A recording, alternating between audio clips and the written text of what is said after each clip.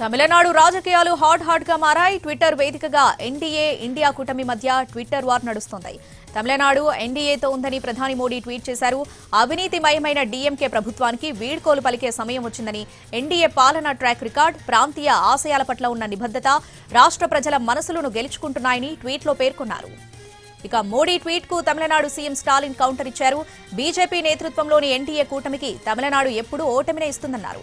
ఎన్నికల సీజన్ వచ్చిందంటే చాలు తమిళనాడు వైపు తరచూ వచ్చేస్తారు గౌరవనీయ ప్రధాని మోడీ.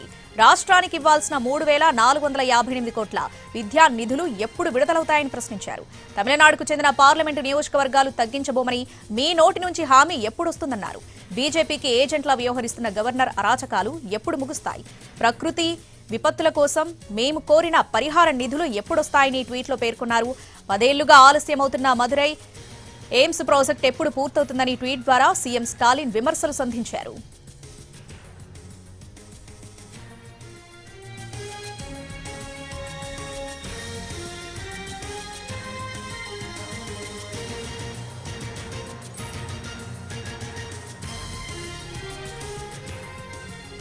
తమిళనాడు రాజకీయాలు హాట్ గా మారాయి. ట్విట్టర్ వేదికగా ఎన్డీఏ ఇండియా కూటమి మధ్య ట్విట్టర్ వార్ నడుస్తుంది.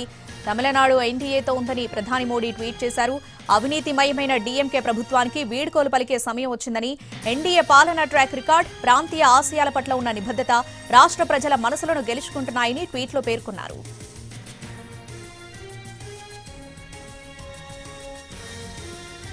మోడీ ట్వీట్ కు తమిళనాడు సీఎం స్టాలిన్ కౌంటర్ ఇచ్చారు.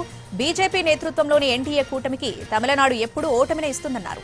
ఎన్నికల సీజన్ వచ్చిందంటే చాలు తమిళనాడు వైపు తరచూ వచ్చేస్తారు గౌరవనీయ ప్రధాని మోడీ. రాష్ట్రానికి ఇవ్వాల్సిన 3,458 కోట్ల విద్యా నిధులు ఎప్పుడు విడుదలవుతాయని ప్రశ్నించారు. తమిళనాడుకు చెందిన పార్లమెంటు నియోజకవర్గాలు తగ్గించబోమని మీ నోటి నుంచి హామీ ఎప్పుడొస్తుందన్నారు.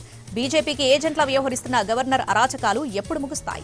ప్రకృతి విపత్తుల కోసం మేము కోరిన పరిహార నిధులు ఎప్పుడొస్తాయని ట్వీట్లో పేర్కొన్నారు. 10 ఏళ్లుగా ఆలస్యమవుతున్న మదురై ఎయిమ్స్ ప్రాజెక్టు ఎప్పుడు పూర్తవుతుందని ట్వీట్ ద్వారా సీఎం స్టాలిన్ విమర్శలు సంధించారు.